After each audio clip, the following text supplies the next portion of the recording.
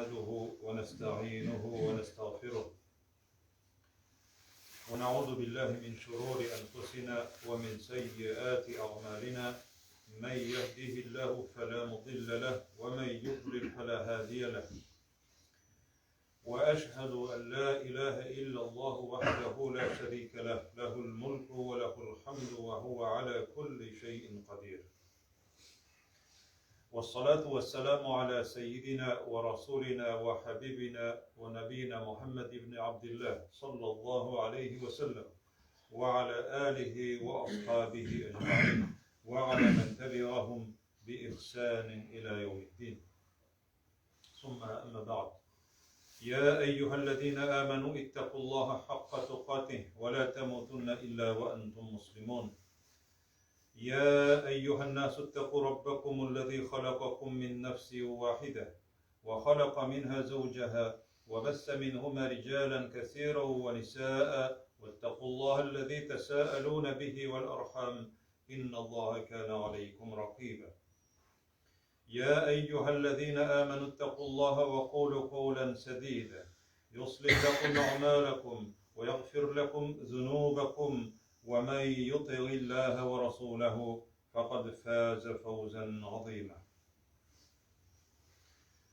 Bütün barlıkını, bütün mahluklarını yoktan var etip, özünün eksiz şeksiz rızıkları bilen temin etip, rızıklandırıp, nimetlendirip turuvchi Allah subhanahu ve Teala'ga can ko'ngillerimizdan aytgan alhamdulillah deb aytib Alloh taolani maqtagan shu hamdlarimizni Allah subhanahu ve Teala'ga bağışlayız. Allah subhanahu ve Teala'ga bo'lsa edi har bir maqtovlarimiz, hamd sanalarimiz. Suyukli Peygamberimiz Muhammed sallallahu aleyhi ve sellemga ko'ngillerimizning turindən chiqqan salavatlarimiz ham selamlarimiz erişib tursa edi. Allah subhanahu ve Teala Kur'an'da pek köp orunlarda وَذْكُرُوا نِعْمَةَ اللّٰهِ عَلَيْكُمْ de. وَاِنْ تَغُدُّوا نِعْمَةَ اللّٰهِ لَا تُحْصُوهَا de. Allah Teala'nın sizge bilgen nimetlerin iske alınız de. Unutmazsa koşa. İkinci ayette Allah Teala'nın nimetlerin sonu gitseniz hiç sona bitire almazsınız de. Duha suresinin ahirinde ise Allah subhanahu ve Teala ite ve emme bi ni'meti rabbike fehaddiste. Sile Rabbinin nimetleri hakkında. Sina vergen nimetleri hakkında sile. Edem balalarına verilgen nimetler hakkında siledi. Ne için? Çünkü Edem balası unutuşan kişinin ismi de Arap dilinde insan hem o yasalgan unutuşan degen sözden. Edem balası unutuşan. Şuna göre Allah Teala Edem balalarına 60 sayın cuma namazını şunun içinde farz kıldı. Üzün iske alır için nerse dibite وَذْكُرُوا كَثِيرًا لَعَلَّكُمْ تُفْلِحُونَ. Hatta cuma namazı üzü Allah Teala zikir dibeyte hem şu zikrini tamamlagandan soň namazlarını okugandan soň olda zikir vaazlarını tınlayız, silibіз, olda zikirlerin tesbihlerini aytamiz, olda zikir hem onlar birilip iyigizge koyup bitkenden soň da Allah Teala ayta وَذْكُرُوا كَثِيرًا لَعَلَّكُمْ تُفْلِحُونَ de. Hem Allah Teala'nı tağın köp iske alığızdı, anata görmegizdi, cuma namazını okudup da iş bittiydi deb aytib tamamlardık bulamağız. وَذْكُرُوا كَثِيرًا köp itip Allah Teala'nı zikir etegizdi. Çıkıp aytıp bittin, zikir et. Maşinana kirip oturdun, zikir et. Bakşana çıktın, zikir et. Berengilerini başka yaşatçılarını oturtkan vakitte ayt. La havle ve la kuvvete deb ayt. Allah Teala'nı zikir et. Allah Teala'nın bizge bergen nimetlerinin isabı hem hesabı yok. Lekin cemaat şu nimetlerge şükür etünün de bir yolu var. O nimetlerini körsetebilir hem alarını kullanır. Bir vakit zaman Peygamberimiz sallallahu aleyhi ve sellem yanına bir kişi kile. Seleme kiyingen indi şunun halle. Yunçulu bitken, bik naşar kiyinlerden. Bu kişiye Peygamberimiz sallallahu aleyhi ve sellem sırav bire. Senin elle malın yok mu de? Yani fakir mellesindi. Elbette fakir kişiler bitinde kiyimleri yakşı bulmayın. Minde de mal vardı ey Allah'ın için. Vardı mal de minde. Sinde nindi mal varsın de. Kovat sırayı. Minde diyeler de var, sarıklar da vardı. Başka mallar da vardı. Bütün malını bana Allah Teala verdi degeç. Peygamberimiz sallallahu aleyhi ve sellem ite olay olsa senin kıyafetin ne için şundaydı? Niçin senin şunday kıyafet? İnna Allah yuhibbu iza en'ama ala abdihi en yura asara ni'metihi aleyhi di. Eğer dedi Allah Teala bir kişiye di nimetin verdiken di baylık verdi. Yaxşı kiyim verdi sana. Yaxşı rızık verdi. Kısma. Üzünden de kısma, balalarına da kısma, hatınına da kısma, saran bulma. Yaxşı kiyimin var, şifonerde elenip tırmasın. Ki sinanı. Nesine saklaysın sinanı? Nese için? Yaxşı kiyimin var, yaxşı kostümün var, yaxşı çalvarın var, yaxşı külmegin var, koyadır elenip tırmasın ki hiç yolu senin de atnağa bir tapırcımığa kiyim de sinan. Naşar kiyim bilen yerme. Futbolkalardan ellerinde işke kiyatırgan, kinde kiyatırgan çalvarını kime indi? Allah Teala bir sana birgen kiyip kil motor kiyinip.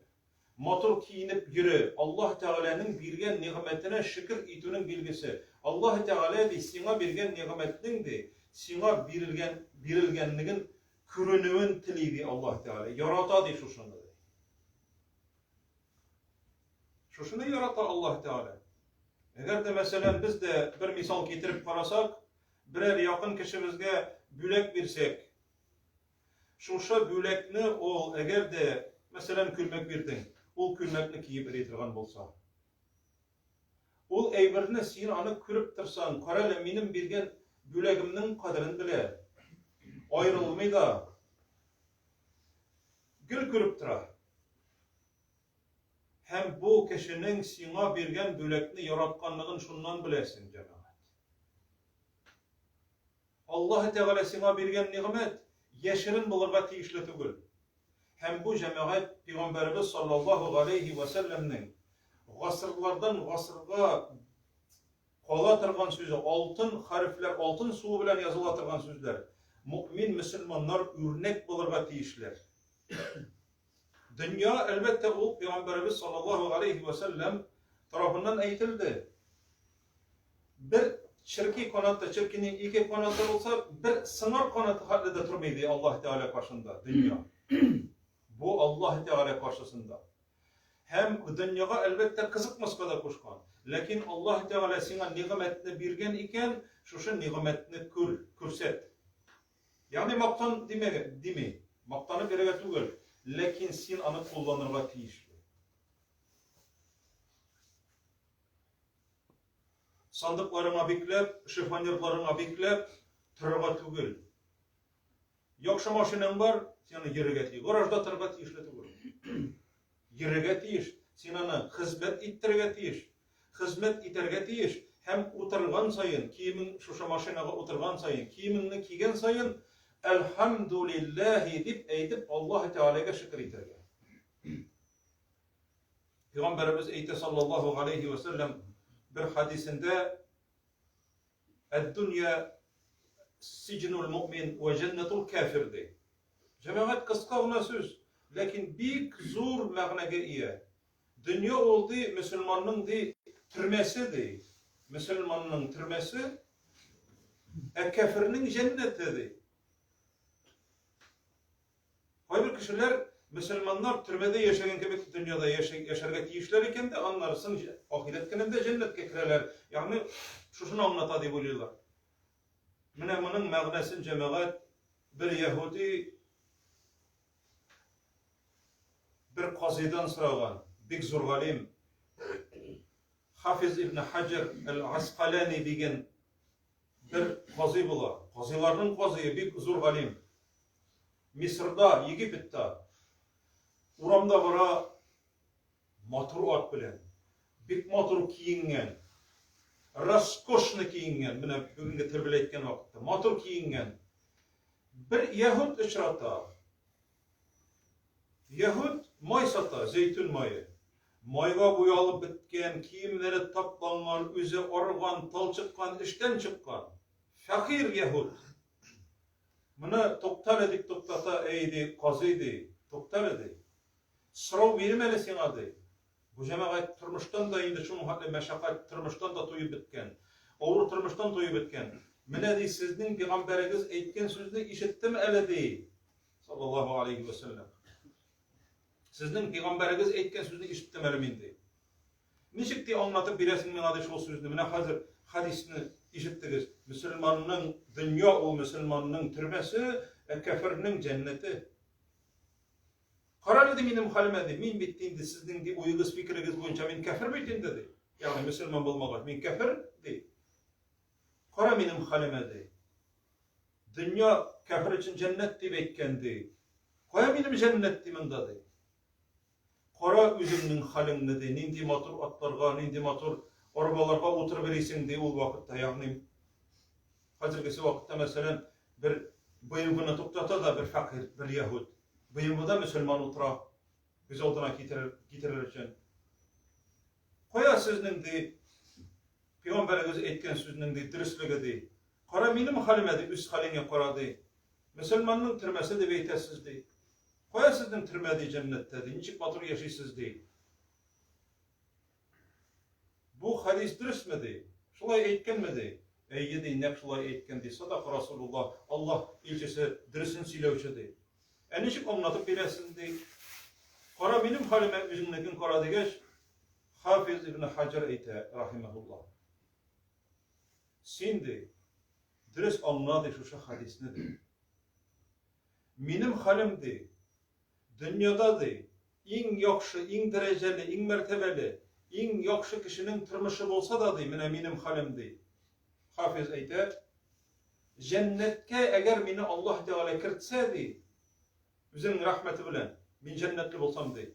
Bu menim dünyadagi en yakşı turmuşum de, cennet bilen çağıştırgan vakitte menim turmuşum türme şekilli de. Dünyadagi en hayırlı, en boy, motor, raskoshli turmuş cennetke kirep alsam, cennet bilen çağıştırganda dünyadagi turmuşum menim türme de. Emine şimdi dünyada en hayırçı, en meşakkatli turmuşta yaşagan buluğuna qaramasdan de. Kafir buluğun için seni cehennemge kirtse Allah Teala, dünyadagi şu turmuşun en baxitsiz naşar turmuşun cehennem bile çalıştırganda cennet ol senin içinde. Tege Yahud ayta bu şundan da şuşulaymadı. Tefsiri anlatmasa şuşulaymadı. Nek şulaydı Hafiz ayta. Alay bolsa de eşhedü en la ilahe illallah ve eşhedü enne Muhammeden abduhu ve rasuluh. Nerse şu vakitte, şu mezgilde Yahud şehadet eytip, свидетельство eytip iman getirdi. Hafiz ibn Hajar kıskağına şu bir diyalog bulup aldı. Allah Teala köngüline saldı. Qaralan ciddiris anlamağanmın ikendi. Şuna göre cemaat Müslüman kişi dünyadagi en boy kişi bulup rahatda yaşagan uçrakta eğer cennetke kirdiyken ol dünyadagi turmuşunu iske alıp cennette vakitte nindi hayırçı turmuşta yaşagan men eken deb o'ylayacak. Türme eli hayırçı turmuştagina tugul, türme de yaşagan men eken deb o'ylayacak. Taş kapçık, kartsır. Qari o'ng yoqda taş, sol yoqda taş, bu yoqda taş, tege yoqda da taş. Ezgina yoqda kirsan için bir şuşunda teshigi bor. Şuşundan yoqda kire. Mine cemaat cennet bile çalıştırgan vakitte dünyadagi en boy Müslümanның çalıştırması. Şuna göre cemaat Allah Teala bergen nimetler dünyada vakitte eğer de birildiyken o, sen onlardan kullan, sen onu şükür et. Mümkünçülüğün var iken, ekonomik etme. Sana bergen Allah Teala, şuşa rizikini bir, başkalar bilen de bölüş. Hatınına da bir, balalarına da bir, tuğanlarına da bir. Üzünün kısma rizikini Allah Teala berüçe. Eğer de sen şuşa rizikini aldın iken, Allah Teala berdi iken, şükür etüğünün bilgisi şul bula. Şükür et. Hem şu vakitte şükür etsen de Allah Subhanahu ve Teala وَلَا اِنْ شَكَرْتُمْ لَاَزِيدَنَّكُمْ arttırıp verin. Hem Peygamberimiz sallallahu aleyhi ve sellem eyde hatta bu eyverlerinin nimetlerden faydalana alığın, şu nimetler içinde yaşayın, hem şu nimetlerini maktanmayacağına körsetüğün de bu tekebbürlük tügül ikenligini eyte Peygamberimiz sallallahu aleyhi ve sellem. Bir sahabe sıragan, ey Allah elçisi, benim üstümden de, kiyimlerimden de matur buluğunu yaratam de. Çista, pıhte, matur buluğunu yaratam. Oyak kiyimimden de matur buluğunu yaratam. Bu tekebbürlük mi değil? Çünkü o baştan işite Peygamberimiz sallallahu aleyhi ve sellem etti. La yedhulul cennete men kana fi kalbihi miskala zerreti min kibr. Bir tuzan bir tigi hatli, doğru bir tigi hatli eğer de bir kişinin kömülünde tekebbürlük olsa değil, o kişi cennetke kirmezdi. Şu hadisini işitkeç Peygamberimizge şuşunda soru biri. Benim kiyimim matur olsa, oyak kiyimim matur olsa, çista pıhta yürüsem, o tekebbürlük mi değil? Peygamberimiz eyte sallallahu aleyhi ve sellem yoktu, o tekebbürlük tügüldü. İnna Allah cemilun yuhibbul cemaldi. Allah Teala maturdu. Görəsiz Allah Teala matur. Yani sıfatlab bitirip bulmaytırgan matur. Ve yuhibbul cemal hem maturlukni yaratadı. Senin kıyafetinin de, senin kiyiminin de, senin oturup iletirgan transportının da, senin tıratırgan iyinin de, iyinin içi de, Peygamberimiz sallallahu aleyhi ve sellem üretken Müslümanlarının nicik yaşarga ikenliklerin pıçırak olmasın. Yurtuna kelip kirgeçte antamında ırgıtılgan bulmasın. Müslümanlarını körgenden soň karalenindi eşekler, karalenindi pıçıraklar, koruyda bilmeyler, üzleri namaz okugan bolalar, meşitke girgen bolalar. Deyip eytip naçar örnek olurga tiyişli tügül mümin Müslümanlar. Mene bu cemaat Peygamberimiz sallallahu aleyhi ve sellem'nin 1400 yıl ilik eytilgen İslam dininin güzelligini körsetetirgan hadisler. Şunun için Peygamberimiz sallallahu aleyhi ve sellem şu kişiye sana eğer de diyelerini bergen iken, sarıklarını, kecerlerini bergen iken, tırlıklarını bergen iken, ol bit mal. Anı satqaç akçası da bula, ol bay kişi.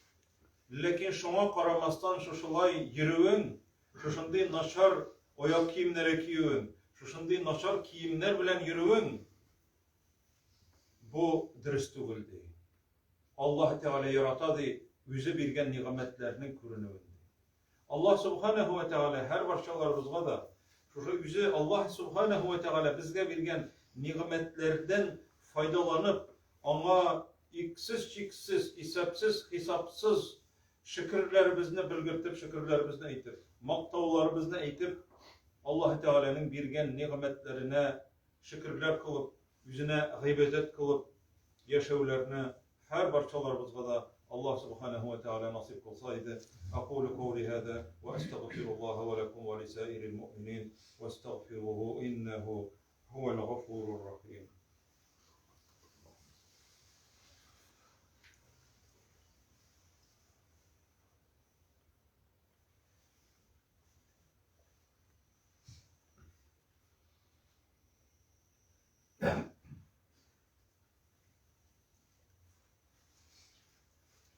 الحمد لله رب العالمين، والصلاة والسلام على رسوله محمد وعلى آله وأصحابه أجمعين.